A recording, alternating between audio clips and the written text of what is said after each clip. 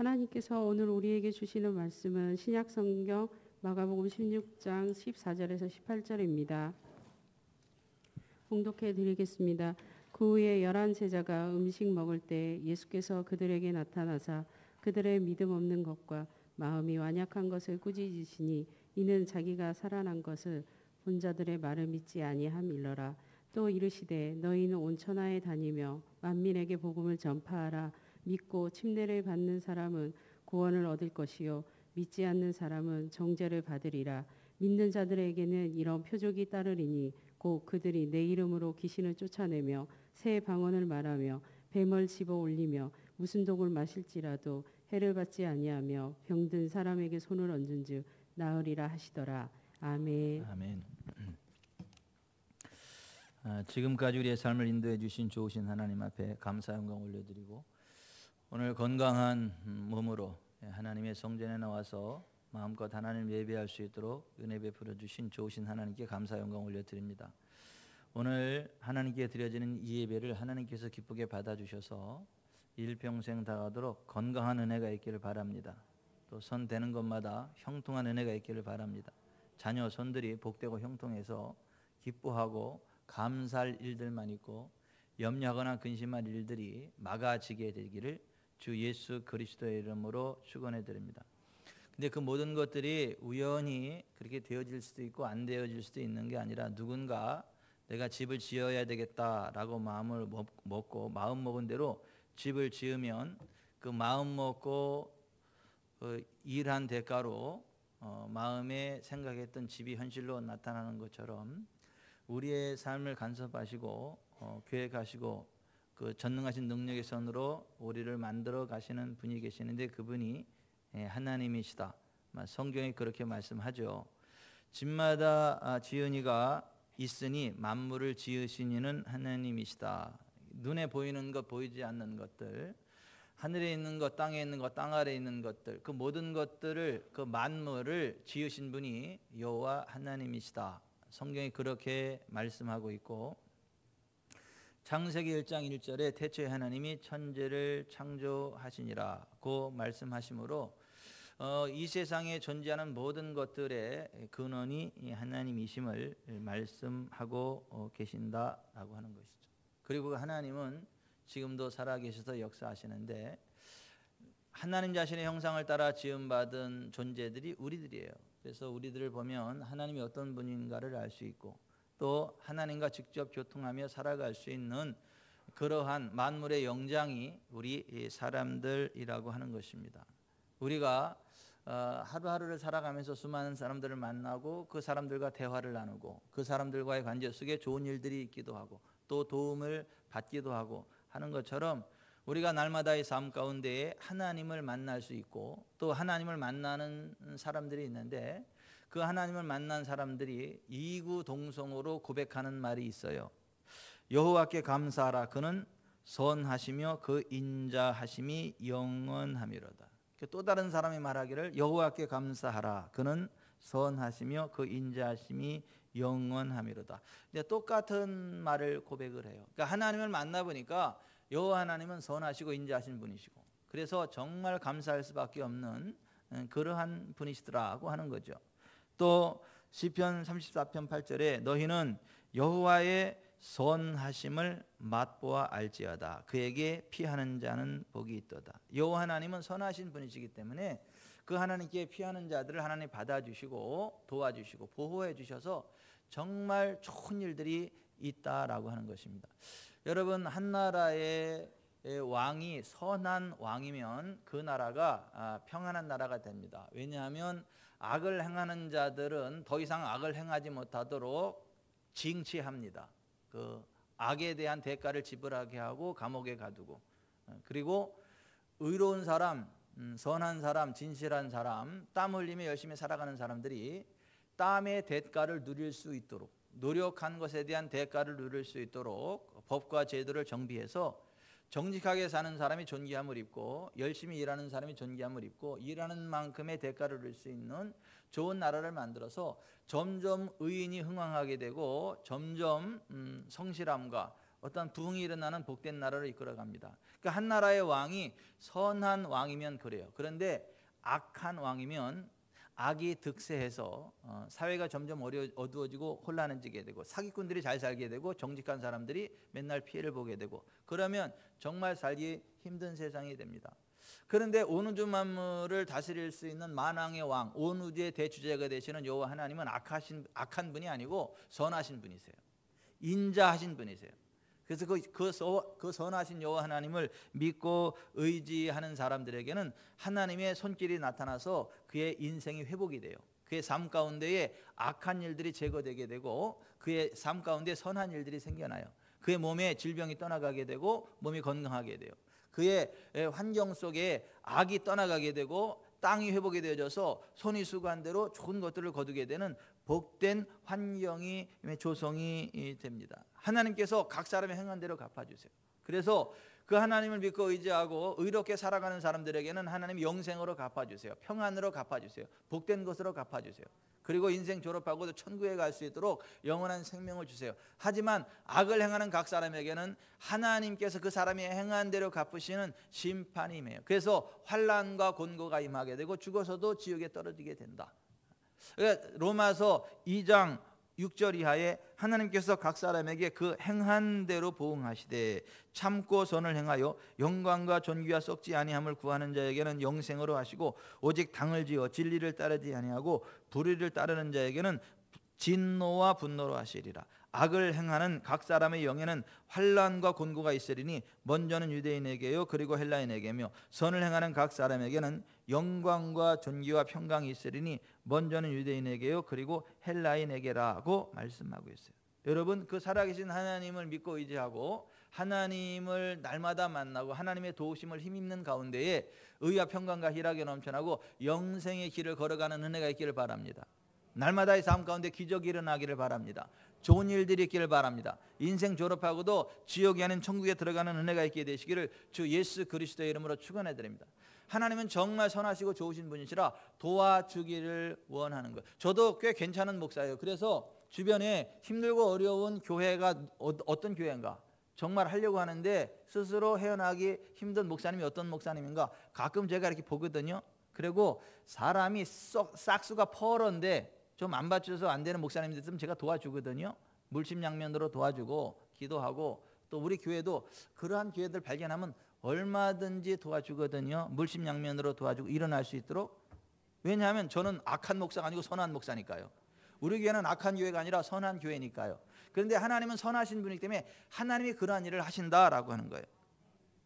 하나님께서 하늘에서 인생을 굽어 살피사 지각이 있어 하나님을 찾는 자가 있는가 보려 하신즉 다 치우쳐 함께 더러운 자가 되고 선을 행하는 자가 없으니 하나도 없다. 시편 14편에 그러한 말씀이 기록되어져 있어요.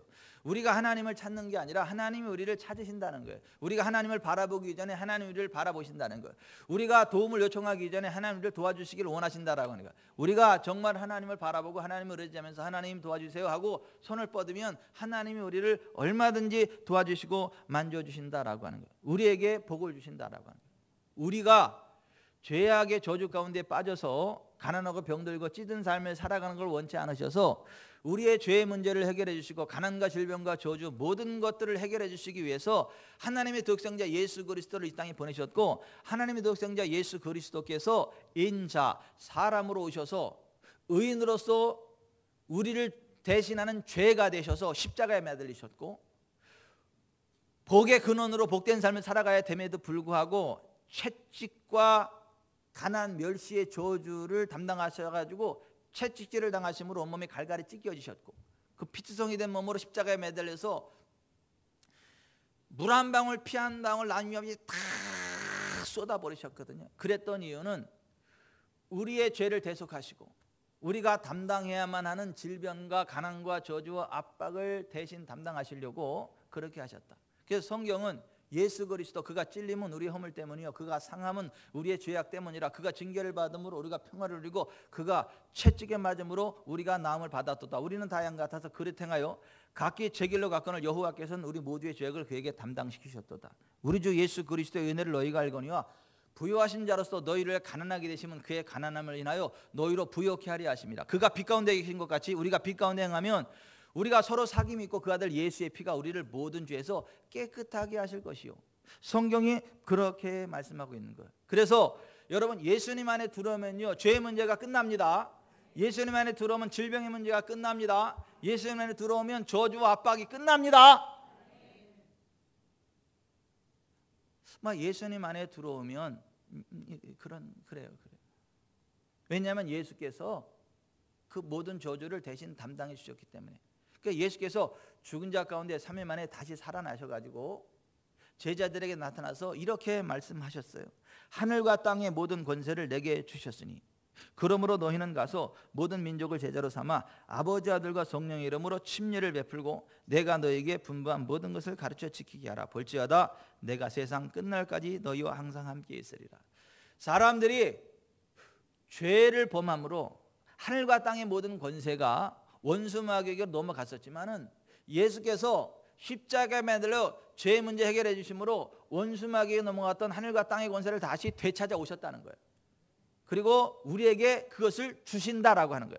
그러니까 우리는 그 권세를 가지고 죄를 이기고 질병을 이기고 가난과 저주 압박을 이기고 모든 악을 파쇄하면서 청체적인 부흥의 길을 달려가게 되고 아직도 죄악 가운데 저주 가운데 살아가는 사람들에게 다가가서 예수 그리스도께서 무엇을 이루셨고 무엇을 말씀하시는지를 가르쳐주고 그 사람이 구원받은 하나님의 자녀가 되어 살아갈 수 있도록 아버지 아들과 성령의 이름으로 침례를 주면 그 사람이 예수 믿고 침례를 받으면 똑같이 그 은혜를 누려서 죄를 이기고 질병을 이기고 저주를 이기고 압박을 이기고 모든 지역의 권세를 깨뜨리고 영혼이 잘 되고 범사가 잘 되고 강건케 되고 이 땅에서 왕노릇하고 죽어서 천국 가는 놀라운 길을 걸어가게 된다. 그와 같은 복된 인생의 반열에 세워진 사람을 구원의 반열에 섰다. 구원받았다. 구원받은 하나님의 백성이다. 천국 시민이다. 영생의 반열에 섰다. 이렇게 표현을 해요. 그래서 부활하신 예수님께서 또 이르시되 너희는 온 천하에 다니며 만민에게 복음을 전파하라. 그게 복음이에요. 복음. 복된 소리가 복음이에요. 그러니까 아픈 게 복이 아니잖아요. 치료되는 게 복이지. 가난한 게 복이 아니잖아요. 부유하게 되는 게 복이지. 인간관계 깨지는 게 복이 아니잖아요. 인간관계 회복되는 게 복이지. 내가 서 있는 땅이 회복되는 게 복이잖아요. 내가 서 있는 땅에 가시 엉겅퀴가 나는 게 저주잖아요. 죽어서 지옥 가는 건 복이 아니잖아요. 천국 가는 게 복이잖아요. 그 모든 것들을 가르쳐서 복음이라래. 복음, 복된 소리. 근데 그 복음은 예수 그리스도의 죽으심과 부활 안에서 이루어졌어요. 그러니까 예수께서 십자가 지시고 죽고 부활하시고 나서 제자들에게 나타나서 그러므로 너희는 온천에 다니면 만민에게 복음, 그 복음을 전파하라는 거예요. 그러면 그것을 믿고 침례를 받으면 구원을 얻고 믿지 않는 사람은 정죄를 받을 거다. 그 복된 반열에 들어오는 사람을 갖다가 구원받는 사람이다 라고 이야기를 해요. 그래서 정말 죄악에 찌눌려서 저주 가운데 살아갔지만은 죄의 문제가 해결되고 죄로 인한 가난과 질병과 저주 압박이 풀어지고 하나님 주신 총체적인 부흥의 길로 나아가는 걸 가리켜서 구원이라 그래. 그렇게 되었다는 소식이 복음이라 그래. 그 복음을 믿고 침례를 받으면 구원을 받아요. 믿지 않으면 정죄를 받아요. 침례란 하나님을 떠나서 하나님과 상관없이 내 마음의 기준을 가지고 내 멋대로 살아가던 상태에서 돌이켜서 이제는 내가 하나님을 믿고 하나님이 정하신 기준을 따라 하나님의 말씀을 따라 하나님이 기뻐하시는 길을 걸어가겠습니다. 내가 지금껏 잘못 살아온 죄를 회개합니다. 이제는 하나님을 믿고 하나님 기뻐하는 삶을 살아가겠습니다 라는 마음의 결단을 한 사람이 그 죄악된 모든 행위를, 생각을, 죄악된 나를 물속에 장사지내버리고 이제 새 생명 가운데 살아가겠다, 그것을 결단하는 사람이 받는 예식이 침례예요. 침례. 그래서 마가복음 1장 4절에 침례 요한이 광야에 이르러 죄 사함을 받게 하는 회개의 침례를 전파하니 온 유대 지방과 예루살렘 사람이 다 나아가 자기 죄를 자복하고 요단강에서 그에게 침례를 받더라. 그러니까 죄를 회개하고 죄 용서 받기를 원하는 사람은 침례 받아야 되는 거예요. 침례. 사도행전 2장 38절 베드로가 이르되 너희가 회개하여 각각 예수 그리스도의 이름으로 침례를 받고 죄 사함을 받으라. 그리하면 성령의 선물을 받으리니 그랬어요. 뭐 또 침례가 뭔데요? 담글 침자에 예식 예자요. 물에다가 확 담궈버리는 예식이 침례 예식이에요. 침례 예식. 물 속에다가 완전히 훅 집어넣어 가지고 죽여버리는 거예요. 그리고 다시 새 생명 가운데 살아갈 수도 일으켜 세우는 거. 이거를 침례라고 그래요. 물 3방울 찍어 바르는 건 침례가 아니요. 여기다가 상징적으로 하는 게 아니라 물에다 직접 확 집어넣고 끌어올리는 거. 이걸 갖다가 밥티스마, 침례라고 해요.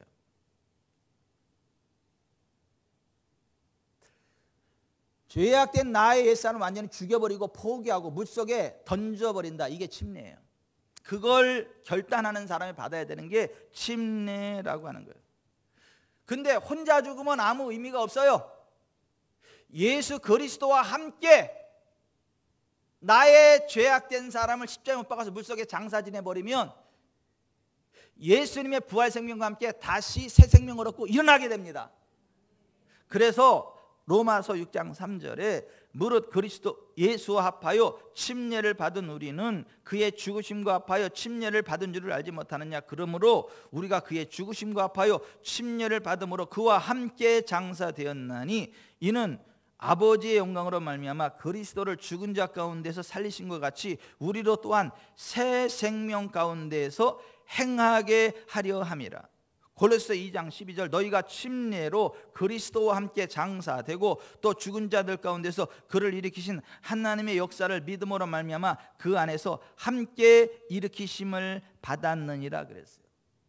예수 그리스도와 함께 죄악된 나의 옛사람을 십자가에 못 박아서 물속에 장사 지내버리고 예수님 죽은 자 가운데 3일 만에 다시 살아나신 것처럼 예수님의 부활 생명으로 새 생명을 얻어서 하나님 기뻐하는 새로운 삶을 살아간다.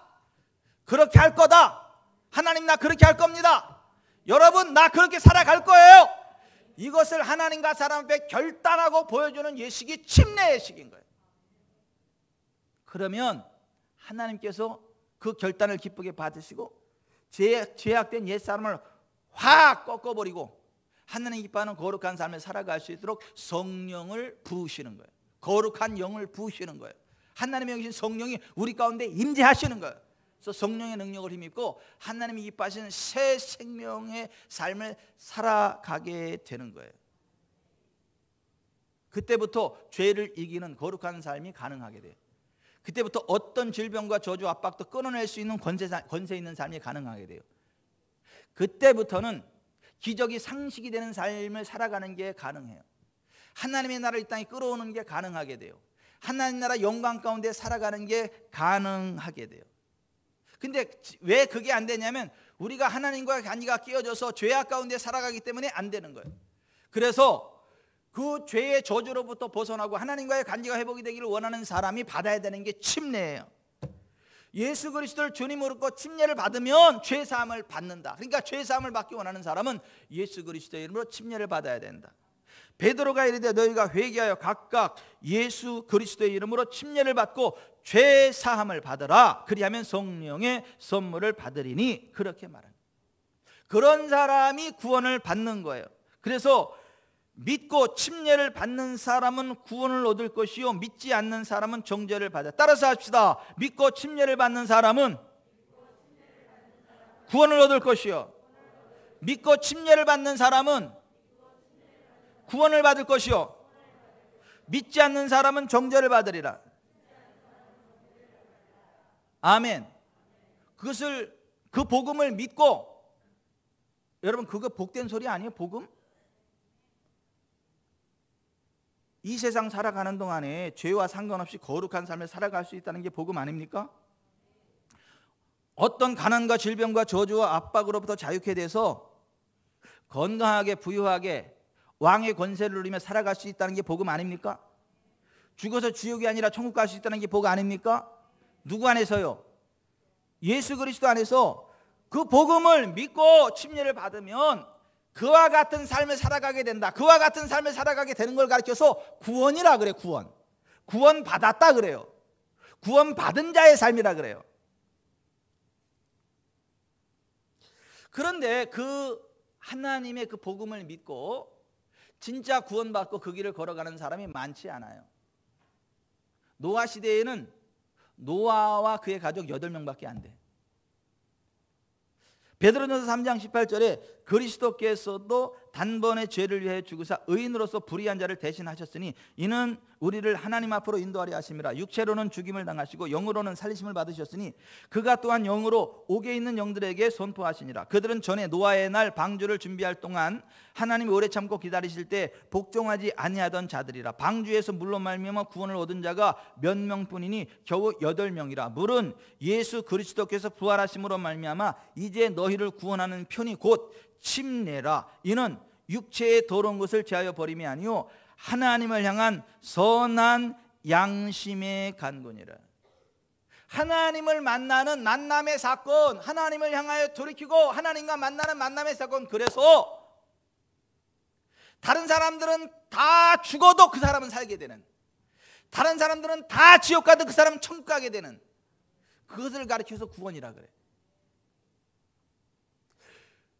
노아 홍수 사건 때 홍수로부터 살아난 사람은 노아의 가족 8명밖에 없어요. 죽어서도 지옥에 안 가고 천국 간 사람은 노아의 가족 8사람밖에 없어요. 그 나머지 사람들은 홍수로 죽었고 죽어서 지옥에 떨어져 있다. 성경이 그렇게 말하는 거예요. 사람이 죽으면 끝이 않는 거예요. 죽어도 죄에 대한 형벌을 영원히 당해야 되는데 그게 지옥이에요. 한 번 죽는 것은 사람에게 정해진 것이요 그 후에는 심판이 있으리니. 히브리서 9장 27절에 그렇게 말합니다. 따라서 합시다. 한 번 죽는 것은 사람에게 정해진 것이요 그 후에는 심판이 있으리니. 세상에서 제일 위험한 사람, 바보 같은 사람이 이런 거예요. 살다가 힘들면 확 죽어버리면 되지. 이게 가장 위험한 사람이고 어리석은 사람이야. 그래도 힘들어도 이 세상이 괜찮아요. 개똥밭에 뒹굴어도 살아있는 게 나아요. 지옥이 얼마나 무서운 줄 아세요? 지옥이? 개똥밭 피하려다가 자살해 죽으면 영원한 불구덩이 속에서 빠져나오지 못하고 고통당해. 절대 자살은 하면 안 돼요. 회개하고 예수 믿고 하나님의 은혜 안에서 육회, 상쾌, 통쾌, 명쾌, 완쾌하는 삶을 살아야지. 살다가 지치면 확 죽어버리지. 그런 생각하지 마라. 지옥 가 그 사람. 우리 교회도 옛날에 그런 사람 몇 명 있어. 지금 예수님 믿고 권사님 되셨어요. 지금 예수님 믿고 잘 살아. 얼마나 다행인지 몰라. 그때 콱 죽었으면 빠져나올 수 없는 지옥에 빠질 뻔했는데. 여러분 절대 죽지 말고 회개하고 예수 믿기를 바랍니다. 선한 일을 행한 자는 생명의 부활로, 악한 일을 행한 자는 심판의 부활로 나오리라. 주께서 각 사람이 행한 대로 갚으심이니이다. 악인에게는 화가 있으리니 이는 그의 손으로 행한 대로 그가 보응을 받을 것임이니라. 주 여호와의 말씀이니라. 이스라엘 족속아, 내가 너희 각 사람이 행한 대로 심판할지라. 너희는 돌이켜 회개하고 모든 죄에서 떠날지어다. 그리한즉 그것이 너희에게 죄악의 걸림돌이 되지 아니하리라. 하나님께서 각 사람에게 그 행한 대로 보응하시되 참고 선을 행하여 영광과 존귀와 썩지 아니함을 구하는 자에게는 영생으로 하시고 오직 당을 지어 진리를 따르지 아니하고 불의를 따르는 자에게는 진노와 분노로 하시리라. 여러분 하나님이 행한 대로 갚으세요. 현세와 내세에서. 여러분 하나님을 믿고 선한 삶을 살아가기 바랍니다. 그러면 하나님이 평강을 주세요. 부유한 삶을 주세요. 형통한 삶을 주세요. 뭐 교회 맨날 나온다 그러면서 예수 믿는다고 하면서 악하게 살으니까 안 되는 것이지. 무슨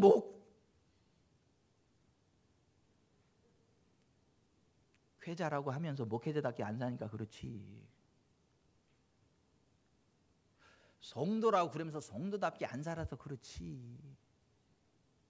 왜냐하면 하나님은 행한 대로 갚으시는 분이세요. 하나님은 행한 대로 갚으시는 분이라니까요. 하나님은 그 사람의 타이틀을 보는 게 아니라 그 사람의 삶을 보세요. 그 사람이 목사 타이틀이 있느냐 없느냐를 보는 게 아니라 그 사람이 진짜 목사답게 사역하느냐 안 하느냐 그거를 봐요. 그 사람이 기독교인이다라고 하는 기독교인이라는 타이틀을 보는 게 아니라 정말 죄에서 돌이켜 하나님을 믿는 믿음의 사람답게 살아가느냐를 보세요. 그리고 하나님은 행한 대로 갚아주세요. 하나님 믿지 않고 제멋대로 살고 악하게 사는 사람들은 이 세상에서도 하나님이 주신 복을 받지 못하지만 죽어서도 지옥에 떨어져. 지옥에 떨어지는 삶을 심판받는 삶이라 그래요. 지옥에 가지 않고 천국에 가는 삶을 구원이라 그래요. 침례받고 얻는 구원이라고 하는 것은 현세 구원, 내세 구원을 함께 말하는 건데 죽음 이후에 지옥이 얼마나 무서운 곳인지에 대해서 예수님이 이렇게 말씀하세요. 만일 내 손이 너를 범죄하게 하거든 찍어버리라. 장애인으로 영생에 들어가는 것이 두 손을 가지고 지옥 곧 꺼지지 않는 불에 들어가는 것보다 나으니라. 거기에서는 구더기도 죽지 않고 불도 꺼지지 아니하느니라. 만일 내 발이 너를 범죄하게 하거든 찍어버리라. 다리 저는 자로 영생에 들어가는 것이 두 발을 가지고 지옥에 던져지는 것보다 나으니라. 거기에서는 구더기도 죽지 않고 불도 꺼지지 아니하니라. 만일 내 눈이 너를 범죄하게 하거든 빼버리라. 한 눈으로 하나님 나라에 들어가는 것이 두 눈을 가지고 지옥에 던져지는 것보다 나으니라. 거기에서는 구더기도 죽지 않고 불도 꺼지지 아니하니라. 사람마다 불로소 소금 치듯함을 받으리라. 이 지옥에 가지 않고 천국에 가는 거를 구원이라 그래. 구원. 그것을 영생의 구원이라 그래. 노아 시대 때 하나님을 믿지 않고 악하게 살아갔던 사람들은 다 하나님의 심판을 받아서 홍수 심판에 육체의 생명 죽었고 죽어서도 영원한 지옥에 떨어져서 지금까지 고통당한다.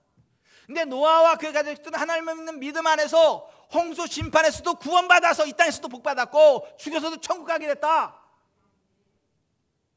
베드로 전서 3장 19절 그가 또한 영으로 가서 옥에 있는 영들에게 선포하시니라. 그들은 전에 노아의 날 방주를 준비할 동안 하나님이 오래 참고 기다리실 때에 복종하지 아니하던 자들이라. 방주에서 물로 말미암아 구원을 얻은 자가 몇 명뿐이니 겨우 8명이라. 하나님의 복음에 복종하지 않는 사람들은 이 땅에서도 복을 받지 못하고 죽어서도 지옥 떨어진다는 거예요. 믿음은 복종이요. 복종. 순종이 아니라 복종이라고요. 뭐가 복종인 줄 아시죠? 내 마음에 안 들어도 따라가는 게 복종이요. 내 생각과 안 맞아도 그렇게 따라주는 게 복종이요. 하나님 앞에서는 복종만 있는 것이지 마음에 들면 순종하고 마음에 안 들면 안 하고 그건 믿음이 아니요 불신앙이지. 노아 시대 때 사람들이 복종하지 아니하던 자들이었고 복종하지 아니하던 그들이 홍수 심판으로 죽었고 죽어서 지옥에 떨어져 있고 예수님 죽으셨을 때 그 지옥에 떨어지셔서 하나님의 심판이 완성되어졌고 당신들은 영원히 지옥에 떨어지게 됐고 노아는 나 때문에 천국 영생 누리게 되고 나를 믿는 모든 자들은 천국 영생 누리게 됐다라고 하는 것을 캐리소 선포하셨다라고 하는 거예요. 그러므로 여러분 죄로부터 돌이켜 회개하고 예수님을 주님으로 믿고 침례 받으시기 바랍니다. 그러면 이 땅에서도 구원의 은총을 누립니다. 죽어서도 구원의 은총을 누립니다. 이 땅에서도 잘 삽니다. 죽어서도 천국 갑니다. 그게 침례의 은총이에요. 침례의 은총. 물은 침례는 구원의 표다 이거예요.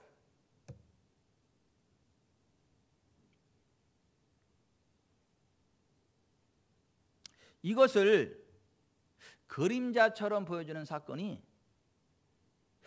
열왕기하 5장에 등장하죠. 아람 왕의 군대 장관 나아만이 불치병인 나병에 걸렸죠. 그가 하나님의 선지자 엘리사 선지자의 말을 듣고 요단강에 7번 물속에 들어왔다 나왔다 7번 했죠. 그랬더니 그의 나병이 깨끗이 치료됐죠. 그리고 하나님 살아계신 능력을 알게 되고 내가 이제 이후로는 하나님만을 섬기면서 살리라 결단하게 됐죠. 내가 어쩔 수 없이 아람으로 돌아가게 되지만 아람의 우상숭배에 저주받은 땅이 아니라 하나님의 임재가 아닌 이스라엘의 땅, 그 흙을 퍼다가 그 흙 위에서 내가 하나님을 찬양하고 경배하리라 해서 나귀 2마리에다가 이스라엘 흙까지 퍼가지고 가서 자기 집 앞에다 이스라엘 흙을 펴놓고 그 흙 위에서 하나님을, 이스라엘의 흙 위에서 하나님을 찬양하고 경배하는 삶을 살아갔던 사람이 나아만이야. 물속에 들어갔다 나오는 게 이게 침례예요, 침례. 근데 나아만 같은 경우는 7번은 문자적이지만 상징적이에요. 두 가지 의미를 다 가지고 있어요. 완벽하게 물에 잠기는 것을 이야기해요. 죄로부터 완벽히 돌아서는 것을 이야기해요. 여러분, 회개하고 침례받음으로 나아만처럼 여러분의 몸이 회복되기를 바랍니다. 영혼이 회복되기를 바랍니다. 삶이 회복되기를 바랍니다. 하나님을 찬양하고 경배하는 삶으로 회복되기를 바랍니다. 죽어서 천국 가기를 바랍니다. 예수 믿고 그렇게 될 수 있다. 그게 복음이요. 그걸 믿는 사람이 받는 게 침례고, 그래서 침례는 구원하는 표요. 그런 사람에게 성령이 임하셔요. 성령이 도와주세요. 회개에 각각 예수 그리스도를 침례를 받으라. 그리하면 성령의 선물을 받으리니, 성경 그렇게 이야기를 해요. 예수님도 언제 성령 받으셨어요? 침례 받고 물에서 올라오실세. 마태복음 3장 16절, 예수께서 침례를 받으시고 곧 물에서 올라오실세 하늘이 열리고 하나님의 성령이 비둘기같이 내려 자기 위에 임하심을 보시더니 하늘로부터 소리가 있어 말씀하시되 이는 내 사랑하는 아들이여 내 기뻐하는 자라 하시니라.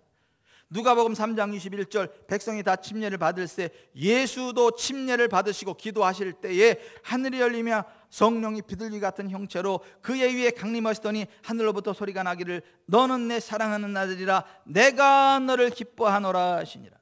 예수님도 침례 받고 올라오셔서 기도하실 때 하늘이 열리고 하나님의 성령이 비둘기같이 마시고 그 사건 이후로 메시아로서의 삶을 살아가게 되고 기사와 이적과 능력이 함께하는 삶을 살아. 그 이전에는 한 번도 기적을 행하신 적이 없어요. 침례 받고 성령 받고 그 이후로 기적을 이루는 삶을 살아갔고 하나님의 나라 메시아 사역을 감당했지, 그 이전에는 예수님조차도 권능을 행하실 수 없었어요.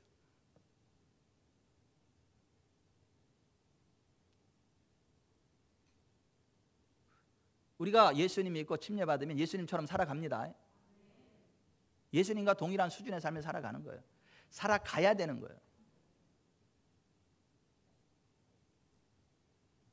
침례 받으면 하나님과 한 몸 돼. 예수 믿는 사람과 영적으로 하나가 돼. 그래서 고린도전서 12장 13절, 우리가 유대인이나 헬라인이나 종이나 자유인이나 다 한 성령으로 침례를 받아 한 몸이 되었고 또 다 한 성령을 마시게 하셨느니라. 침례 받으면 한 몸이 돼요. 하나님의 성령이 우리 가운데 임재하시니까 하나님과 우리가 한 몸이지. 동일한 성령이 모든 성도들 가운데 함께하니까 성령 안에서 우리가 교회가 한 몸이지.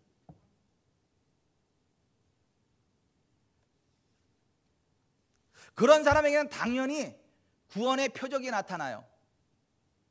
그래서 믿고 침례를 받는 사람은 구원을 얻을 것이요 믿지 않는 사람은 정죄를 받으리라. 믿는 자들에게는 이러한 표적이 따르리니 곧 그들이 내 이름으로 귀신을 쫓아내며 새 방언을 말하며 뱀을 집어올리며 무슨 독을 마실지라도 해를 받지 않으며 병든 사람에게 손을 얹은즉 나으리라. 이렇게 연결이 되는 거예요.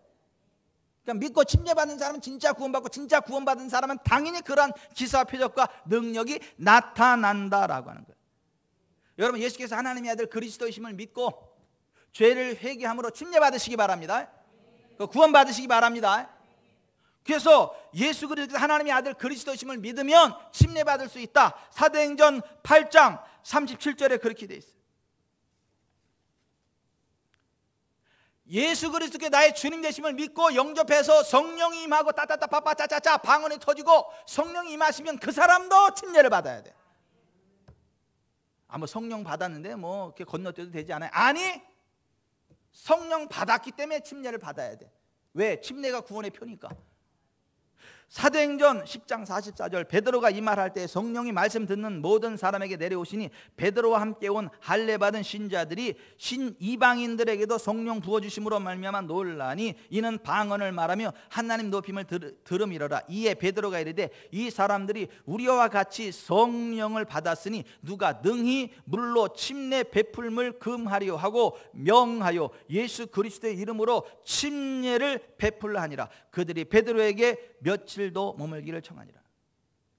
고넬료와 그의 가정에 예수님 영접하는 그 순간 성령이 임해서 방언 따따따 빠빠빠 짜짜짜짜짜짜짜짜짜 했어. 그랬더니 침례를 주라 그랬어. 침례 받으라.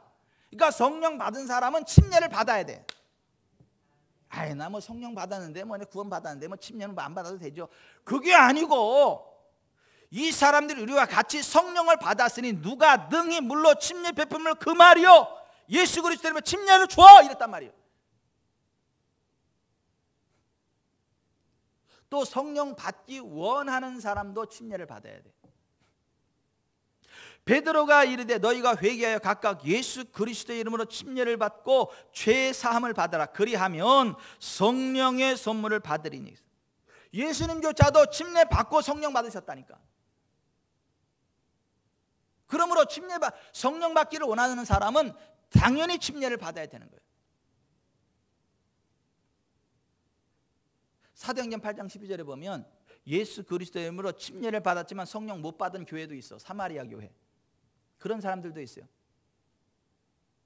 그런 사람들은 주의 종으로부터 성령 받기를 사모함으로 성령 받기를 위하여 기도 받아야 되고 성령 받도록 기도하면 성령을 받게 됩니다.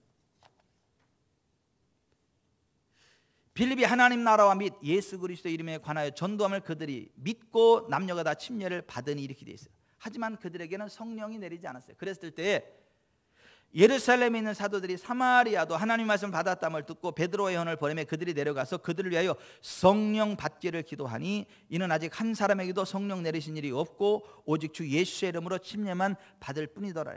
이에 두 사도가 그들에게 안수함에 성령을 받는지라 그랬어.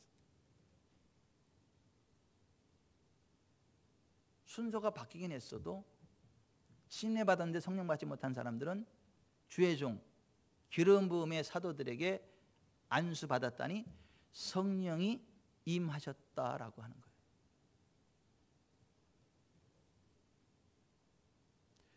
예수 믿으면 당연히 성령 받아야 되는 게 이게 정상이에요.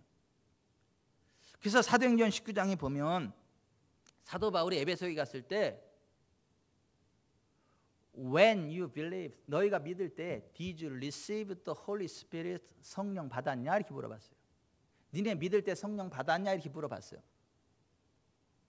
그러니까 왜 물어봤냐 하면 뭐 좀 이상해. 교회는 교회라는데 보니까 이게 생기가 없고 기적이 안 나타나고 하나님의 역사가 안 나타나. 그러니까 이게 뭔가 좀 짝퉁이다 이런 짝퉁 느낌을 받은 거야. 교회는 교회인데 교회가 아니니까 짝퉁 교회라는 느낌을 받은 거야 사도 바울이.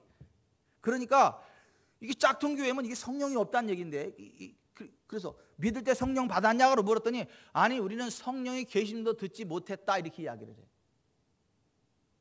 그때 베드로가 예수 그리스도는 성령과 불로 침례를 준다 그러지 않았냐? 다시 복음을 설명하고 주 예수의 이름으로 안수하고 주 예수 그리스도의 이름으로 침례를 받으니 성령이 그들에게 임하셨다.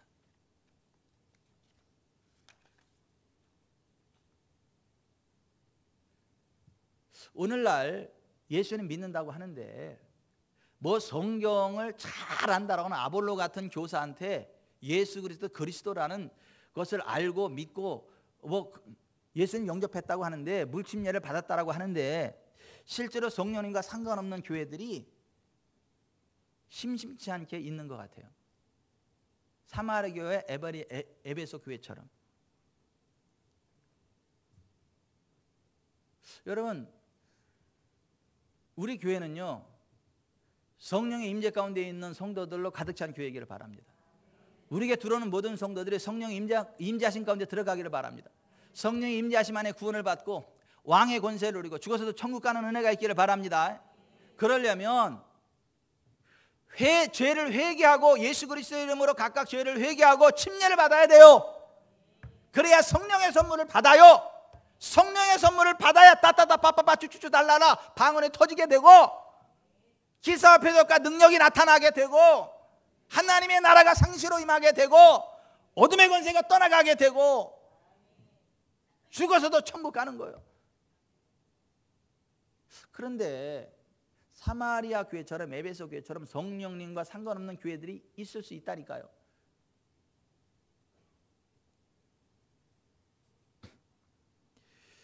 중년의 여성으로 한국 언어를 배우고 싶고 한국 문화가 너무 배우고 싶어가지고 서울에 1년 와가지고 한국 언어와 한국 문화를 배우고 간 여인이 하나 있어요. 제이드 나딘이라고. 한글을 읽을 줄 알아. 근데 이분이 여러 가지 문제가 많은 분이에요.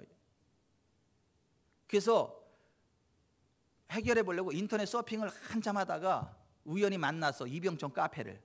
그래서 이병천 카페를 만나가지고 거기에 올려진 제 설교를 듣고 제 설교문을 읽고 하다가 성령님의 기름 부음 가운데 들어갔어요. 치유를 맛보게 되고 인생 자체가 바뀌어버렸어요.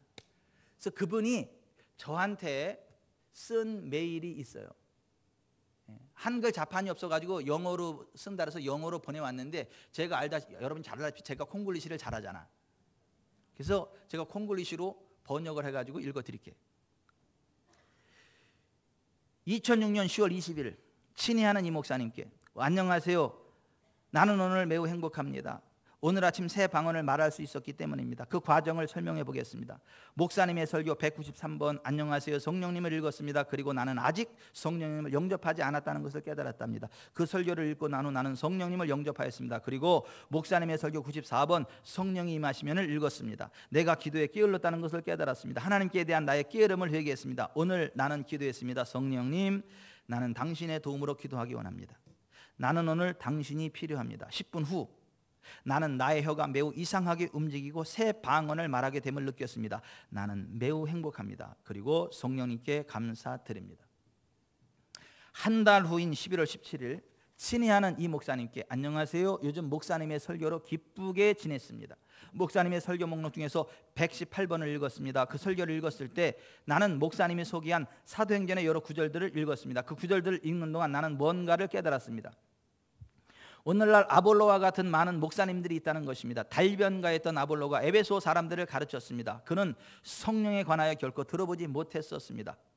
그것이 그의 잘못된 혹은 충분치 못한 가르침의 이유였습니다. 가로 열고 그는 오로지 하나 예수께서 우리의 죄를 위해 죽었다는 것만을 설교했습니다. 그는 예수께서는 그를 믿는 자들에게 성령을 주기 원하신다는 것을 설교하지 않았습니다. 가로 닫고 그것이 에베소 사람들이 바울을 만나기까지 성령을 알지 못했던 이유였습니다. 그들이 바울을 만나고 성령을 알기까지 매우 어리석고 가난한 그리스도인들이었던 이유가 그것입니다. 나는 아볼로와 같은 많은 목사님들을 만났습니다.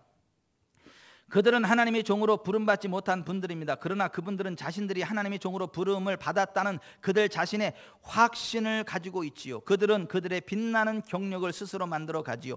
일례로 그들은 유명한 학교에서 공부하고 많은 학위들을 소유하지요. 그들은 유명한 교회 등에서 사역을 한답니다. 참된 종이요 온전한 복음과 하나님의 계획을 알고 있는 목사님을 내가 만나기 전까지 나는 가난하고 약하고 어리석은 그리스도인이었던 에베소 사람들과 같은 희생양이었습니다. 1년 8개월이 지난 7월 28일 친애하는 이 목사님 안녕하세요. 저는 제이드 나디니입니다. 저는 목사님의 설교들로부터 많은 영향력을 받고 있는 한 여성이랍니다. 목사님의 설교들을 읽은 후 저는 성령님에 대한 저의 눈을 열었습니다. 저는 방언의 은사, 하나님의 선하심, 성령님의 권능, 치유의 능력 등등을 경험하였습니다. 목사님의 설교들은 저의 그리스도인으로서의 삶의 방향을 바꾸어 놓았습니다. 많은 편지들이 들어갔지만 그런데 필요한 것만 발췌해서 제가 인용했어요. 이 편지의 송신자처럼 오늘날 교회에 출석하는 수많은 사람들 속에는 성령의 인재와 다스리심을 경험하고 살아가는 사람들보다 그렇지 못한 사람들이 더 많이 있을 수도 있겠다라는 생각을 해봐요.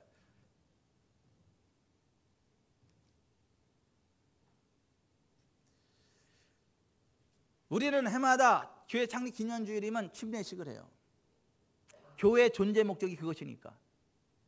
주님이 말씀하신 모든 것을 가르쳐 지키게 하면서 침례 주는 거니까. 성령이 임하시고 성령의 기름 부은 가운데 구원의 은총을 받고 영혼이 잘 되고 범사가 잘 되고 강건한 삶을 살아가게 만드는 거. 그게 교회의 사명이니까.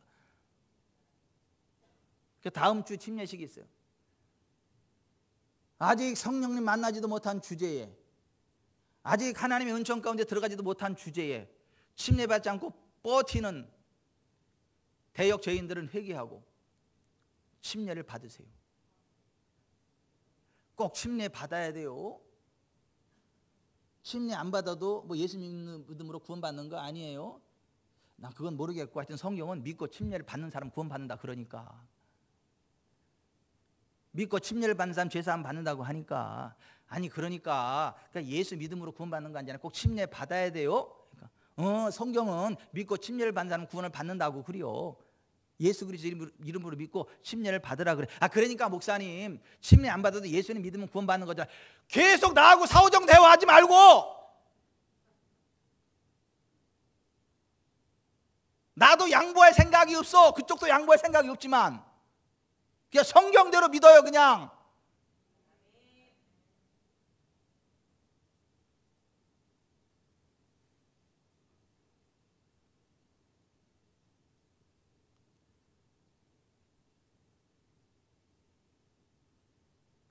시온아 잘 왔어.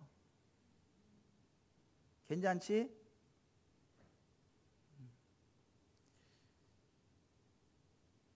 시온이가 갑자기 막 열이 나고 막 컨디션이 너무너무 안 좋아가지고 막 금방 막 숨 넘어갔듯이 막 집에 와가지고 막 울면서 막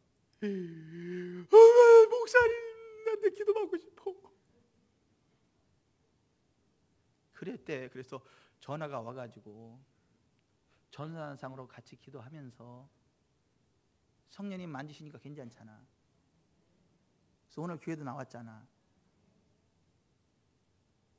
하나님 살아 계세요. 하나님 살아 계신다니까요.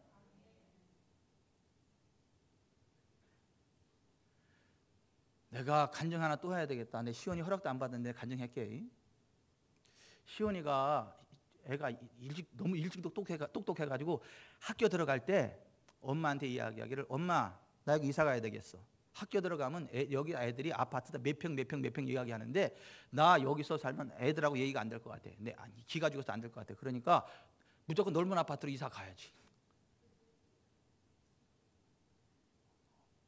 그래가지고 그 엄마 김혜양 집사님이 시온아 기도해야지. 하나님이 도와주셔야 되지. 우리 힘으로는 참 쉽지 않을 것 같아. 같이 네가 기도해. 그래서 같이 기도를 했어. 하나님 이제 학교 들어가야 되니까 자존심 상해서 안 되겠다고 학교 가면 다 몇 평 물어보고 그러는데 넓은 아파트로 이사 가야 되니까 도와주라. 그 기도했거든요. 세상에 그 아파트 막 건축 붐비는 새로운 아파트 이사하고 그런 일들이 막 생겨가지고 아파트 값이 꽝충 뛴 거야. 그래서 엄청 비싸게 그거를 막 대출을 이렇게 팔고 그 큰 아파트로 진짜 이사를 간 거야. 아멘 좀 하세요 진짜. 이사 가고 났더니 거품 쑥 빠지고 다시 원위치로 됐어. 그러니까 시온이가 기도하니까 시온이의 필요를 채우기 위해서 하나님은 아파트 값을 쭉 올렸다가 그 문제 딱 해결하니까 다시 거품 쑥 빼가지고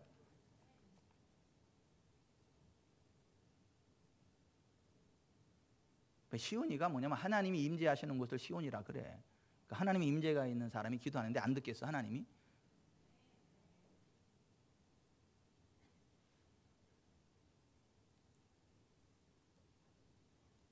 얼마 전에 들은 간증이라 제가 또 하는 거예요. 성경대로 믿으세요. 성경대로 믿으세요.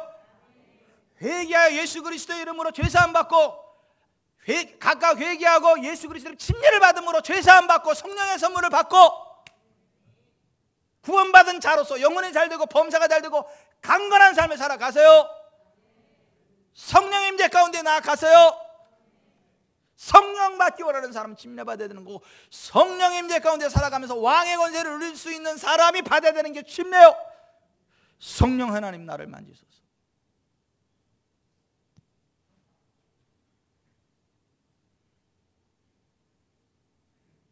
너무 은혜를 많이 받아가지고 이제 시동 걸리면 오래 걸려요.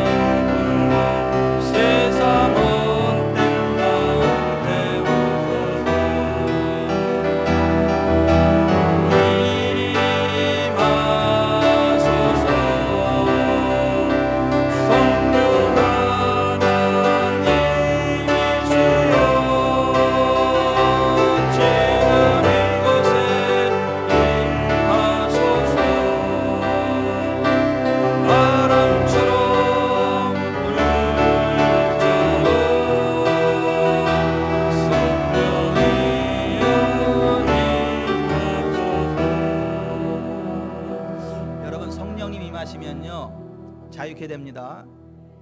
치유됩니다. 회복됩니다. 부흥이 일어납니다. 제 아내가 오늘 일부 예배 때 이 찬양 부르다 생각나서 다시 한번 제가 얘기합니다. 제 아내가 옛날에 어떤 일로 숨쉬기도 힘들 정도로 가슴이 꽉 막히고 힘들 때가 있었어요. 숨도 잘 안 쉬어져 너무 마음이 아파가지고. 그래서 성전에 앉아가지고 하나님 제가요 숨도 잘 못 쉬겠어요. 너무 가슴이 미어지고 아프고. 성령님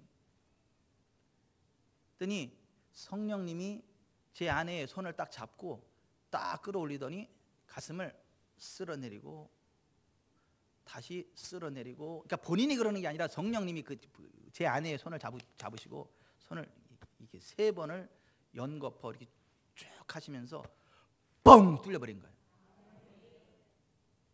숨이 팍 트이고 자유케 되고 회복이 돼서 지금까지 죽지 않고 내 옆에 있어 이렇게 같이 사역하는 거예요. 이렇게 이쁜 모습으로, 이렇게 건강한 모습으로, 나에게 기쁨을 주면서. 제 아내의 닉네임이 내 기쁨이에요. 내 기쁨. 내 기쁨으로 늘 옆에 있어가지고 같이 이렇게. 근데 그때 숨 안 트이면 죽는 거지 뭐. 심한 우울증이 와가지고 고통당하거나. 성령님이 임하시면 우리가 자유케 됩니다. 온전케 됩니다. 삶의 회복이 됩니다. 성령 하나님 나를 만지소서.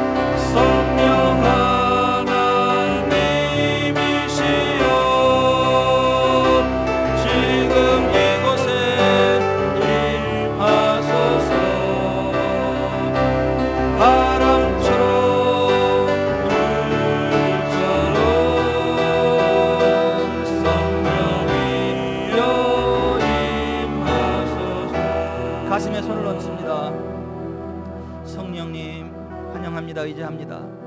제가 침례 받은 자로 성령님의 도우심 가운데 구원받은 자로 영생의 길 달려가기를 원합니다.